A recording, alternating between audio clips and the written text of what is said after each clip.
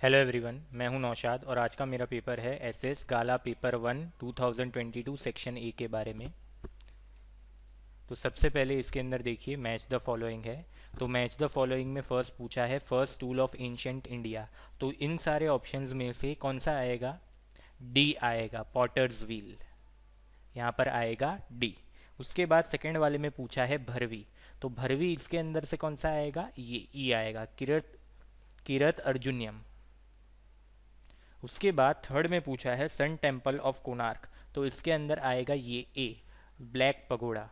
उसके बाद फोर्थ वाले में राष्ट्रीय मानव संग्रहालय। तो उसके अंदर कौन सा आएगा? एफ, भोपाल।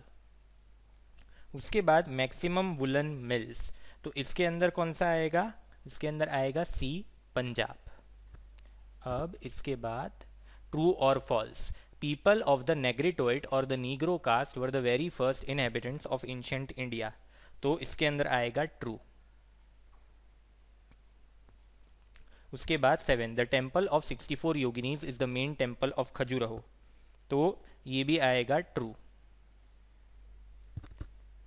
उसके बाद international trade is a global resource. तो इसमें आएगा फॉल्स। इंटरनेशनल ट्रेड मतलब जो हमारा देश दूसरे देशों के साथ ट्रेड करता है, बिजनेस करता है, उसे इंटरनेशनल ट्रेड बोलते हैं। तो वो ग्लोबल इस तरीके से होता है कि हम दूसरे देश के साथ कर रहे हैं, लेकिन यहाँ पर हमारे देश के लिए तो वो नेशनल रिसोर्स ही हुआ ना, क्योंकि पैसा इसके अंदर आ किसके लिए रहा है?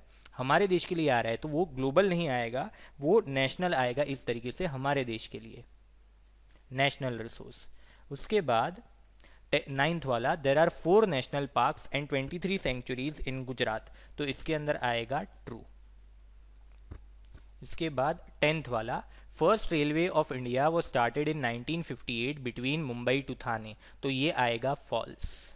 1958 के अंदर शुरू नहीं की गई थी, 1853 के अंदर शुरू की गई थी, 1853 के अंदर। और किसने शुरू की थी? अंग्रेज़ों ने शुरू की थी। तो आपको डायरेक्ट इससे ही समझ जाना चाहिए, यहाँ पर 1958 लिखा है तो हमें आज़ादी 1947 में मिली थी। तो 1947 के पहले अंग्रेज थे, अंग्रेजों ने शुरू की थी। तो ये 1958 तो पॉसिबल ही नहीं है, 1853 आंसर आएगा। उसके बाद fill in the blanks. Mohenjodaro means dash. तो ऑप्शन है a heap of the dead, remains of the dead और बॉडीज ऑफ द डेड। तो इसके अंदर से आएगा a heap of the dead, ये हमारा आंसर आएगा। उसके बाद ट्वेल्थ वाला, water is a oblique an dash resource. तो इनएग्जॉस्टिबल, अनलिमिटेड और लिमिटेड। तो इनएग्जॉस्टिबल का मतलब क्या होता है? जो कभी खत्म ही ना हो।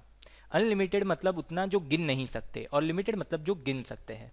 तो वाटर जो है वो लिमिटेड है, बार बार हमें नहीं मिलेगा, जितना है उतना ही रहेगा। तो वाटर आएगा लिमिटेड में, इसीलिए बोलते हैं सेव वाटर। उसके बाद India ranks dash in the world in the network of railways. तो ऑप्शंस है थर्ड, फर्स्ट, सेकंड। तो आंसर आएगा सेकंड। इसके बाद 14, the economy of a dash country is based on dual system. तो ड्यूअल सिस्टम वो होता है जिसके अंदर ये कैपिटलिस्ट भी होता है, सोशलिस्ट भी होता है, दोनों तरीके से मार्केट चलता है। तो अनडेवलप्ड कंट्रीज में भी नहीं होता, डेवलप कंट्रीज में भी नहीं होता, डेवलपिंग में होता है।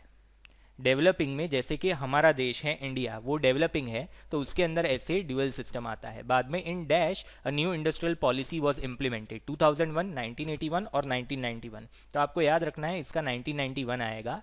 एलपीजी पॉलिसी आई थी, इकोनॉमिक ये लिबरलाइजेशन, प्राइवेटाइजेशन, ग्लोबलाइजेशन। इसके बाद choose the correct option. Which is the main source of water resources on earth? Rain, lakes, rivers, oceans. तो रेन आएगा, बारिश से ही सारा पानी मिलता है। बाद में people indulge in dash when there is likelihood of increase in the prices in the near future. तो option A black marketing, B profiteering, C betting और डी होर्डिंग।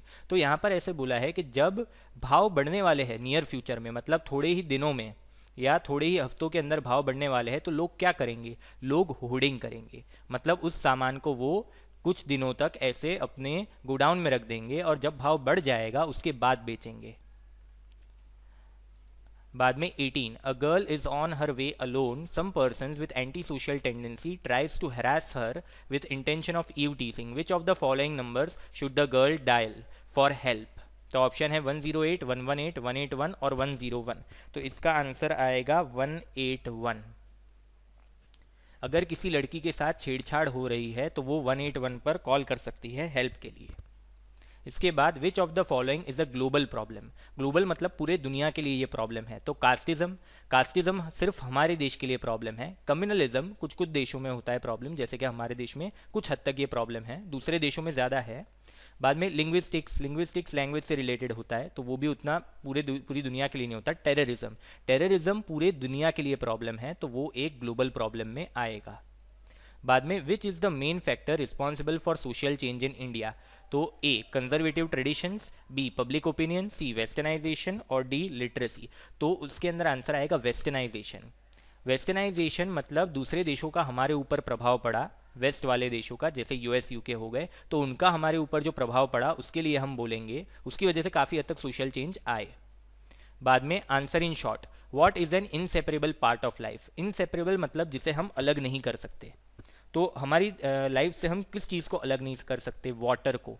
पानी के बिना लाइफ पॉसिबल ही नहीं है, इसलिए वो इनसेपरेबल हो गया। बाद में whose administrative policy has broken the backbone of Indian industrial structure. तो यहाँ पर आएगा ब्रिटिश एडमिनिस्ट्रेटिव पॉलिसी। खाली हुज की जगह आपको ब्रिटिश लिख देना है, बाकी पूरा सेंटेंस वैसे ही लिख सकते हो। बाद में हु डिसाइड्स अबाउट इंक्रीजिंग और reducing the supply of money in India. तो इसका आंसर आएगा आरबीआई। आरबीआई मतलब reserve bank of India, reserve bank of India. Market में कितना पैसा होना चाहिए वो reserve bank of India decide करती है। मेन बैंक वो होती है, उसे सेंट्रल बैंक भी बोलते हैं। What kind of problem is terrorism. तो ये हमने एमसीक्यू के अंदर ही अभी किया, 19th एमसीक्यू के अंदर हमने किया ये। टेररिज्म कौन सा टाइप का प्रॉब्लम होता है? तो ग्लोबल होता है, ग्लोबल प्रॉब्लम। तो ये था मेरा आज का वीडियो। अगर आपको पसंद आया हो तो लाइक, शेयर और सब्सक्राइब करना मत भूलिएगा। जल्दी मैं मेरे नए वीडियो के साथ आऊँगा। Thanks for watching.